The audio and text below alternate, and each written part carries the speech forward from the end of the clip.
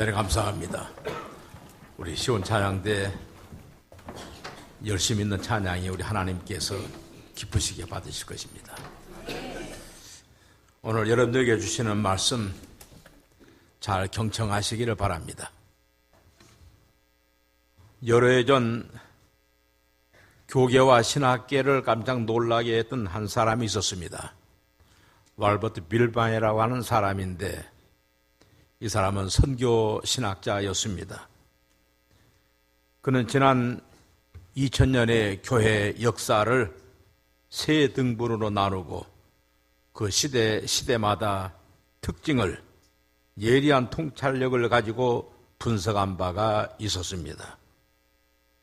제1의 교회, 제2의 교회, 제3의 교회로 분류하고 제1의 교회는 주 1년, 즉 서기 1년이지요. 그때로부터 500년까지의 기간에 존재했던 교회를 말했습니다.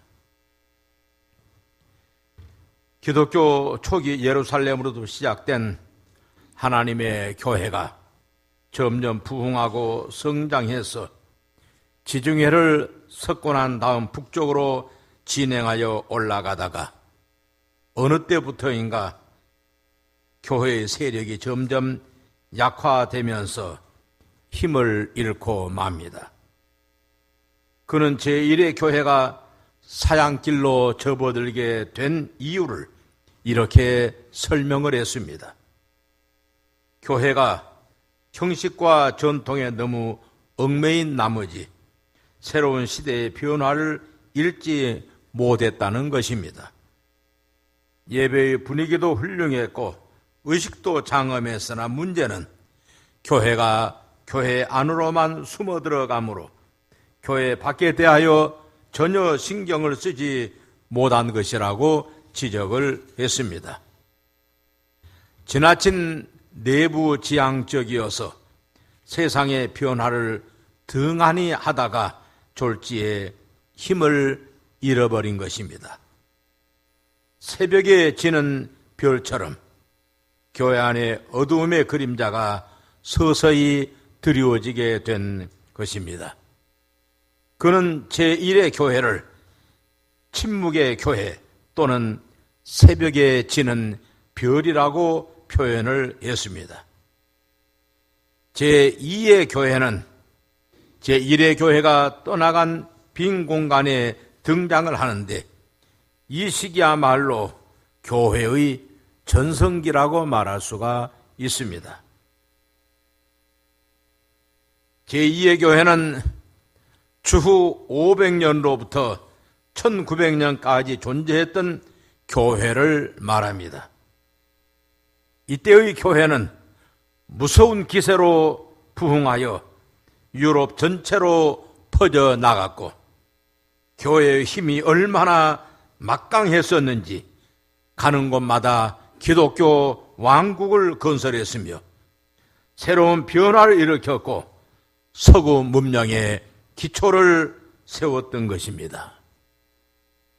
자본주의와 민주주의를 태동시켰으며 정치, 경제, 문화, 예술, 교육, 종교 등 모든 분야에 걸쳐 기독교의 영향력이 닿지 않는 곳이 없을 정도로 그 위력을 나타냈었습니다. 그런데 그렇게도 인류 역사상 가장 화려한 제도와 조직을 가지고 있었던 교회가 어느 때부터인가 갑자기 빈혈 증세를 일으키며 멈칫하게 된 것입니다. 그 이유가 무엇이었을까? 그 원인을 이렇게 진단했습니다. 제2의 교회가 힘을 잃게 된 것은 개혁의지가 퇴색하고 상실해감에 따라 자연적으로 복음의 칼끝이 무뎌진 데 있다고 했습니다. 중세 교회가 지나칠 만큼 화려하고 웅장했을 뿐만 아니라 치밀한 제도와 조직을 강화한 것까지는 좋았으나 교회가 마땅히 감당해야 될 사명을 상실한 채 신앙의 본질로부터 떠나버렸기 때문이라고 했습니다. 그는 제2의 교회를 아침에 지는 달로 표현했고, 아침에 지는 달처럼 빛을 잃고 역사의 어둠 속으로 서서히 사라져가고 있다고 했습니다. 제3의 교회에 대한 환상입니다. 월드 빌만은 앞에서 지적한 제1의 교회와 제2의 교회를 소개하면서 오늘날 현존하는 교회들에게 경고의 메시지를 보냅니다. 지금의 교회가 제1의 교회나 제2의 교회처럼 과오를 되풀이자 하지 아니하려면 무엇보다도 교회가 교회로서의 본연의 모습을 되찾는 데 있다 했습니다. 그렇습니다. 교회가 전통과 제도도 중요하고 세계를 지배할 만한 대교회로서의 그 화려함도 중요하지만 근본적인 문제는 교회가 교회로서의 본질을 망각한다든가 존재 목적을 상실하면 그때로부터 교회는 이미 교회일 수가 없는 것입니다. 기독교의 끊임없는 개혁이란 교회의 본질을 확인하고 예수 그리스도 복음으로 돌아가는 운동입니다. 중세의 개혁에 앞장섰던 마르틴 루터나 요한 칼빈의 정신개혁이 그러했던 것입니다. 그러나 그 개혁 정신이 그리 멀리 가지를 못했습니다. 월드 빌만은 제1의 교회와 제2의 교회뿐만 아니라 현존의 교회에서까지 더 이상의 미래가 없다고 생각을 했었습니다. 그런데 갑자기 동쪽 끝이 밝아지면서 하나의 장엄한 태양이 떠오르는 것을 발견하게 되었습니다. 그것은 제3의 교회에 대한 환상이었습니다.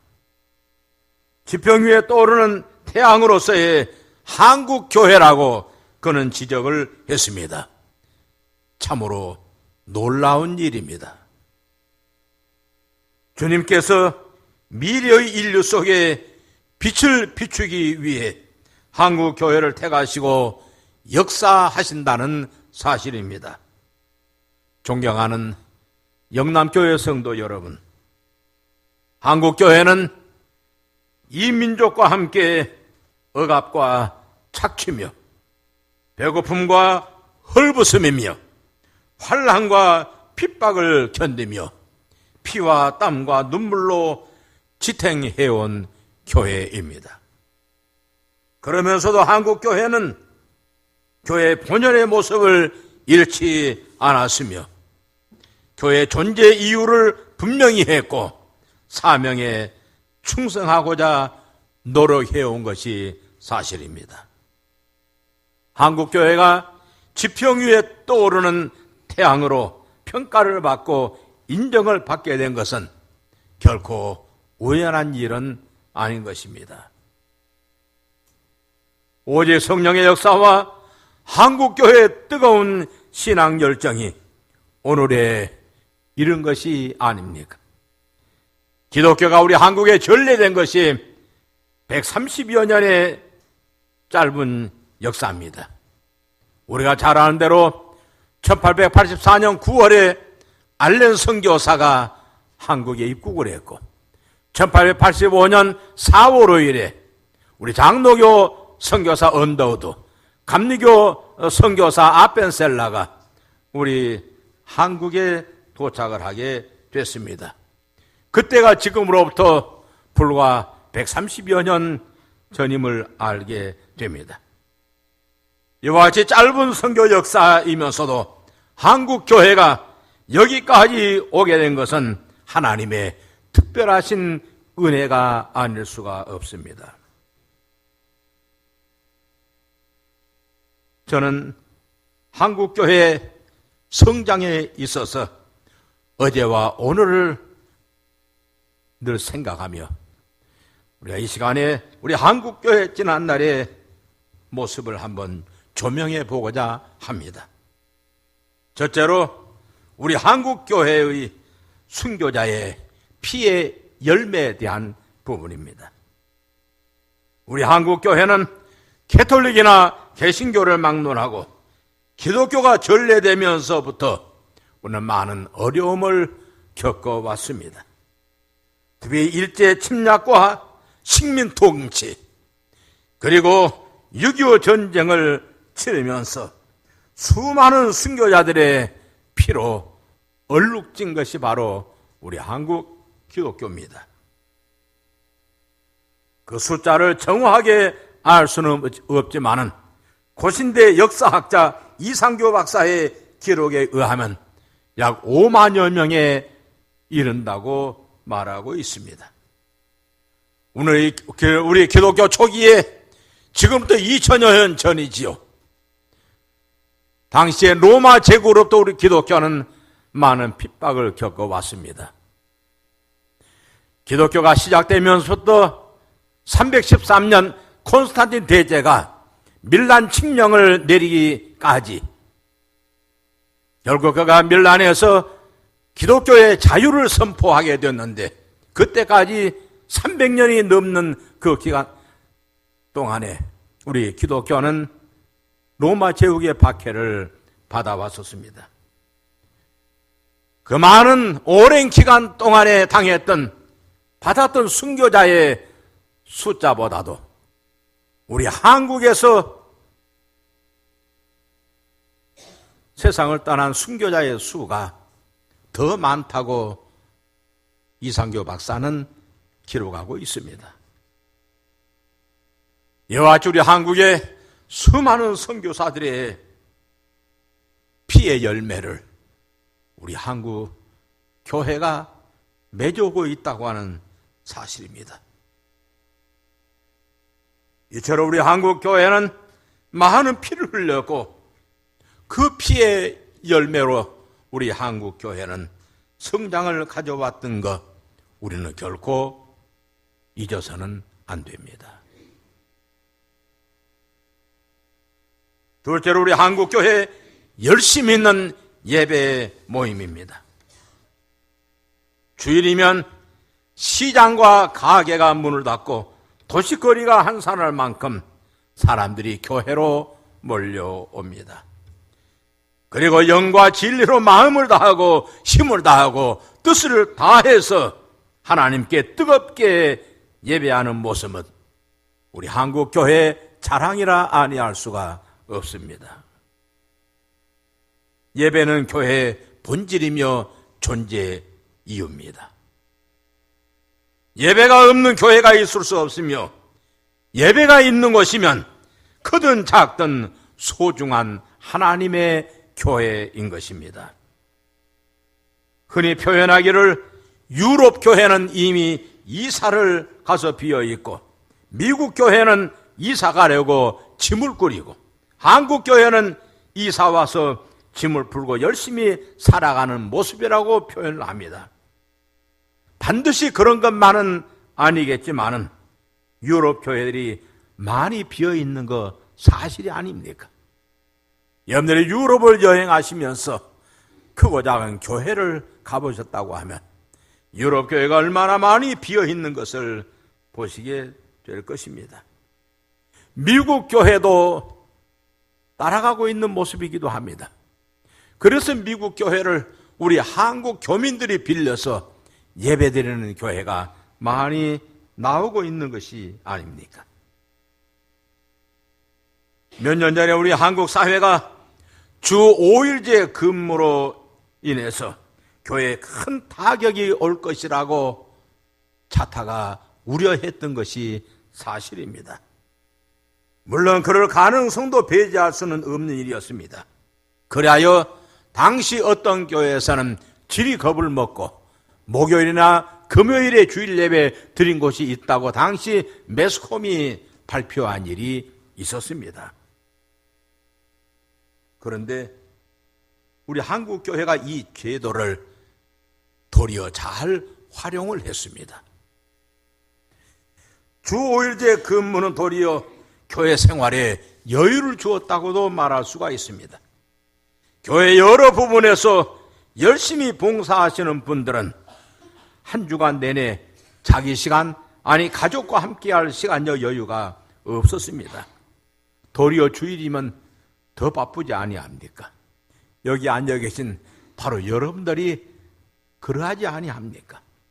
그런데 주 5일제가 되면서 하루는 자신과 가족을 위하여 여유 있는 시간을 가지게 되고, 주일은 하나님께 온전히 드리게 되는 제도로 한국교회 성도들의 성수 주일에 대한 확고한 믿음이 이를 능히 극복해 낸 것입니다.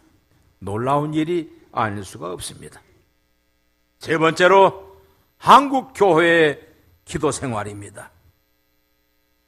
한국교회 새벽기도, 심야기도, 특별기도, 장단기, 금식기도, 다양한 기도 모임들이 세계 어디에서도 찾아보기가 쉽지 않을 만큼 우리 한국 교회가 이와 같은 기도 모임이며 기도 운동을 하고 있지 아니합니까? 그것은 지역의 당연한 일이기도 합니다. 신앙생활과 기도는 떼어놓을 수 없는 관계가 아닙니까? 기도는 신앙생활의 에너지요, 영적인 호흡입니다. 호흡이 끊어지면 죽는 것처럼 기도가 없는 것은 영적으로 죽는 것과 마찬가지 아닙니까? 예수님께서는 교회로 만민의 기도하는 집이라고 마가복음 11장 18절에서 말씀하셨고, 그 자신이 새벽 5일의 미명에 예수께서 일어나 나아가 한적한 곳으로 가서 거기서 기도하시더니 마가복음 1장 35절에서 누가복음 22장 44절에서는 예수께서 힘쓰고 애써 더욱 간절히 기도하시니 땀이 땅에 떨어지는 핏방울같이 되더라 했습니다. 그리고 주님께서는 공생애를 시작하기 전에 광야에 나가 40일을 금식기도 하시지 아니했습니까? 이와 같이 주님께서 우리에게 기도의 본을 친히 보여주셨습니다. 그 모습처럼 우리 한국교회의 기도 운동은 놀라운 운동이 아닐 수가 없습니다. 네 번째로 한국교회의 헌신과 봉헌의 생활입니다. 우리가 주일은 헌금은 우리 자신을 하나님께 드리는 표현입니다. 주일 헌금, 11조, 감사 헌금, 선교 헌금, 구제 헌금, 건축 헌금, 구역 헌금 등 다양한 목적으로 하나님께 최선을 다하여 드립니다. 저는 서울에서 2번의 교회를 건축한 일이 있습니다. 1970년 초에 오류동 동산교회를 건축을 하면서 그때만 해도 400여 평의 교회를 지으니까 대단한 교회였었습니다. 그 교회 지은 일들을 일일이 말하겠습니까? 그 후 제가 1980년에 영등포 중앙제일교회에 왔습니다. 지금은 시온성교회지요. 저는 중앙제일교회라고 하니까 저희 친구들이 비웃어요. 중앙이면 중앙이고 제일이면 제일이지. 어찌 중앙제일이라고 하느냐. 그래요. 그래서 제가 이름 때문에 비난을 많이 받았습니다. 그래서 당회에서 이름 좀 고치자고 그렇게 건의해도 제 말 잘 안 들어요.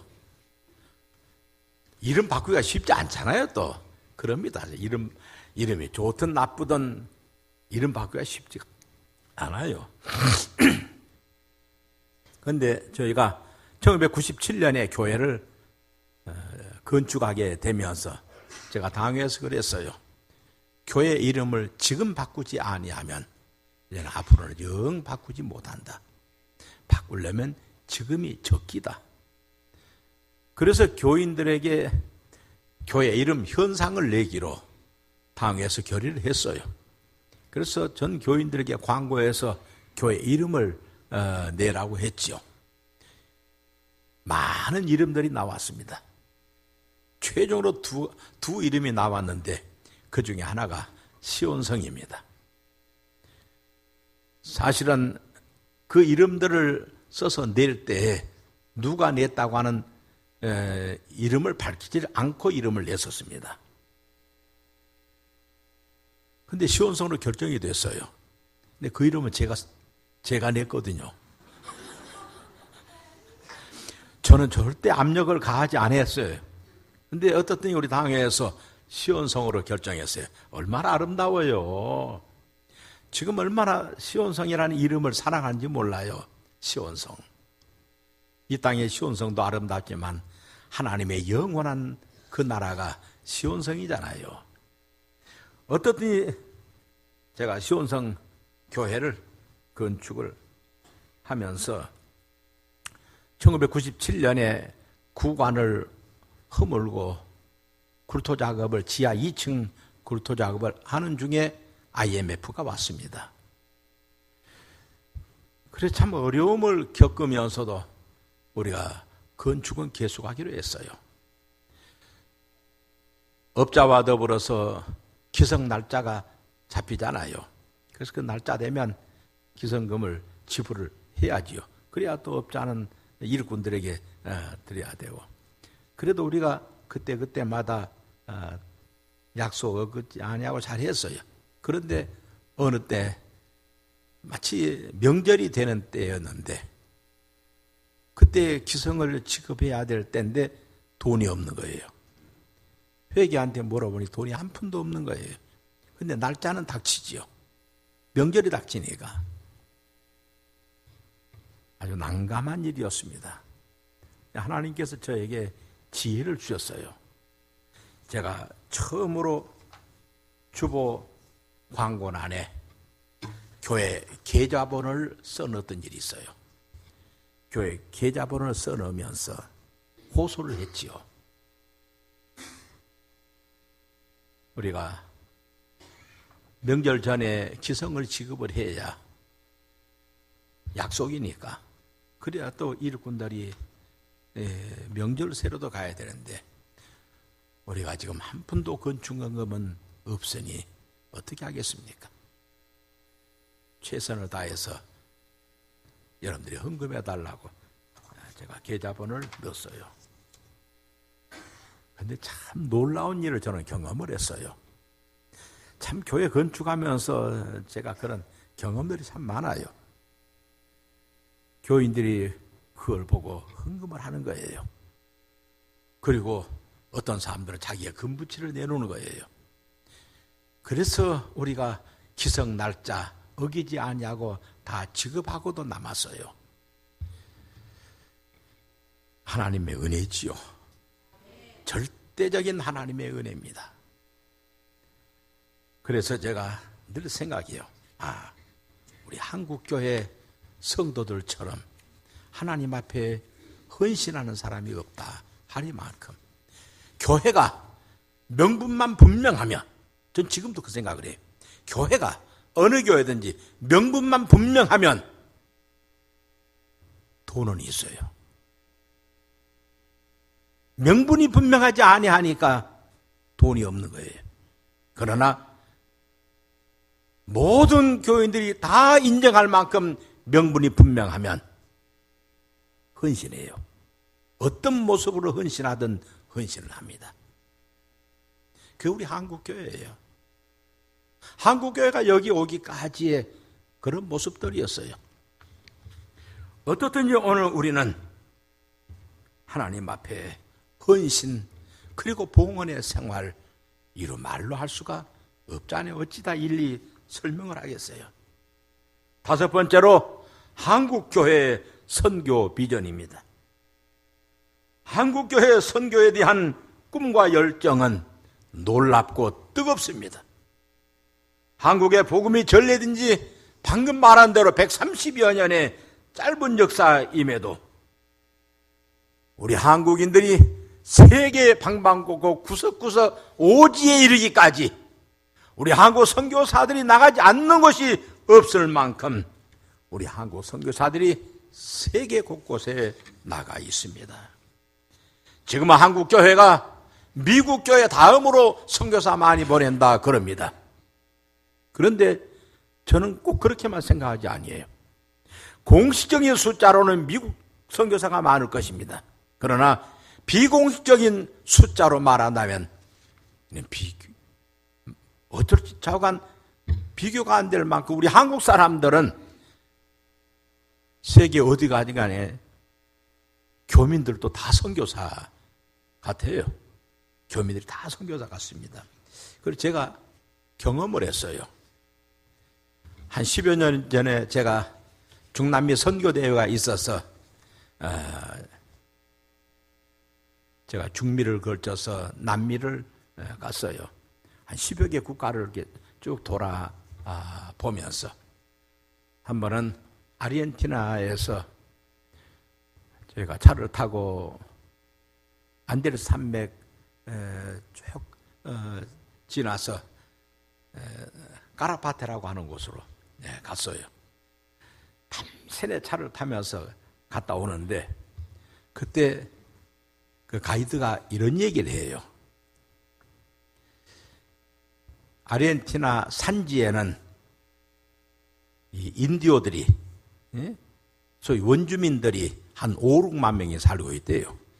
5, 6만의 인디오들이 살고 있는데 이들에게는 백인들은 접근을 못한다고 그래. 백인들을 싫어한대요. 왜냐하면 백인들이 점령을 할 때 이 원주민들을 다 없애버리려고 했다는 거예요. 꼭 그랬는지 안 했는지 모르지만은 좌우간 그 사람들 표현으로는 이 원주민들을 싹쓸이 해버리라고 그랬다는 거예요. 그래서 이 사람들이 산지로 도망간 겁니다. 산지로 도망가서 살면서 그래서 백인들은 거부한 거예요. 그런데 그들이 좋아하는 사람은 한국 사람이래. 그래서 한국 사람들이 그것도 평신도들이 조를 짜가지고 일주일에 한 번씩 산지로 올라간다는 거예요. 그래 가서 거기서 전도를 한다고 그럽니다. 그 같은 선교사들, 그게 바로 선교사 아니고 누굽니까? 하나님의 선교를 위해서 자비를 가지고 올라가는 저들이야말로 선교사라 아니할 수가 없습니다. 어떻든지 선교사, 단기 선교사, 평신도 선교사, 여러 측면에서 우리 한국 교회가 이런 선교사를 많이 보내고 있지 않습니까? 제가 선교회를 오랫동안 관계했었습니다. 사실 우리 한국 교회, 우리 교단에서 제일 큰 선교회가 방파선교회라고 그럽니다. 제가 처음 창립할 때부터 방파선교회를 40년을 넘게 해오고 있습니다. 그런데 제가 세계 5대양 6대주의 선교사를 수없이 보내고 있어요. 우리 한국인들이 얼마나 열심으로 선교 헌금을 해주어서 선교사를 보내고 있거든요. 어떻든지 우리 한국 교회는 이와 같이 선교의 열정을 가지고 있습니다. 이 외국 가니까 이 아르헨티나 그 사람들이 그런 얘기를 해요. 중국 사람들은 두서너 가정만 모이면 음식점이 생기고, 일본 사람들은 두서너 가정만 모이면 상점이 생기고, 한국 사람들은 두서너 가정만 모이면 뭐가 생길 것 같아요? 교회가 생겨요. 교회가 생겨. 자가 우리 한국 사람들은 조금만 모여도 교회가 생겨요. 여기서는 예수 안 믿던 사람들이 외국 가면 또 다 예수 믿습니다. 그래서 우리 한국 사람들은 두서너 가정만 생겨도 교회가 생긴다. 여러분들 비교되잖아요. 중국 사람이 일본 사람이 아닌 우리 한국 사람들은 그와 같은 선교의 열정을 가지고 있다는 사실을 우리가 잊을 수가 없는 일이 아니겠습니까? 시간적인 제한 때문에 제가 많이 말씀을 드리지 않겠습니다. 우리 한국교회 신앙의 열정, 그리고 예배, 선교, 헌신 등 이와 같은 것이 우리 한국 교회로 하여금 여기까지 오게 했습니다. 제가 마지막으로 한 말씀 더 드리고 싶은 마음이 있습니다. 오늘의 한국 교회에 대한 진단입니다. 오늘의 한국 교회에 대한 진단.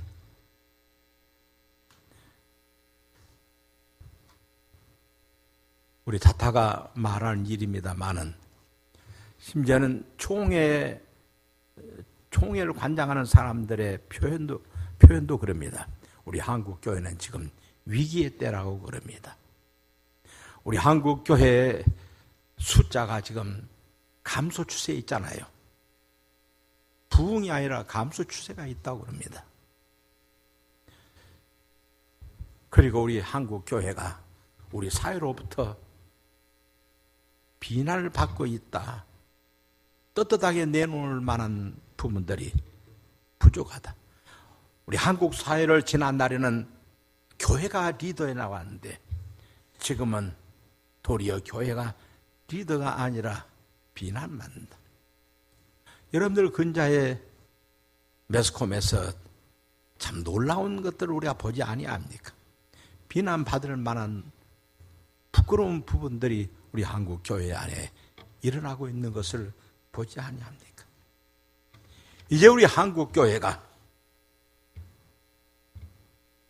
떠오르는 태양처럼, 지평 위에 떠오르는 태양처럼 이런 어떤 비전을 우리가 가지고자 하면 우리가 새롭게 거듭나야 합니다.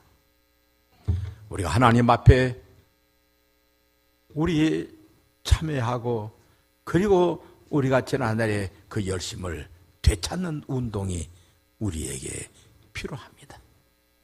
예수님께서 제자들로 하여금 갈릴리에서 보자 하시면서 거기에서 새롭게 재출발을 다짐했던 것처럼 우리 한국교회가 재출발의 의지를 가져야 합니다. 그러지 아니하면 우리 한국교회가 더 부끄러운 경우에 빠지게 되지 않겠습니까? 너나 할 것 없이 하나님의 종들이나 모든 성도들이 다 함께 우리가 새로운 마음을 가지고 우리 한국 교회로 하여금 지평 위에 떠오르는 태양처럼 우리 한국 교회를 새롭게 해야 합니다. 그래 우리 한국 교회가 마지막 때에 하나님 선교의 비전을 안고 하나님의 나라를 확장하며 하나님의 뜻이 하늘에서 이룬 것 같이 이 땅에 이루시기를 주님의 이름으로 축원합니다. 은혜로우신 아버지 하나님, 오늘 저희들에게 새로운 비전을 가질 수 있도록 은혜 주시기를 원하옵나이다. 여기에서 우리가 안주하지 않게 하시고 우리가 새롭게 거듭날 수 있는 은혜를 저희들에게 베풀어 주셔서 정말 우리 한국교회가 지평 위에 떠오르는 태양처럼 우뚝 설 수 있도록 하나님 축복하여 주시옵소서. 영남교회도 이 일에 함께 앞장서는 교회로 축복하여 주시옵소서. 감사하고 예수님의 이름으로 기도하옵나이다. 아멘.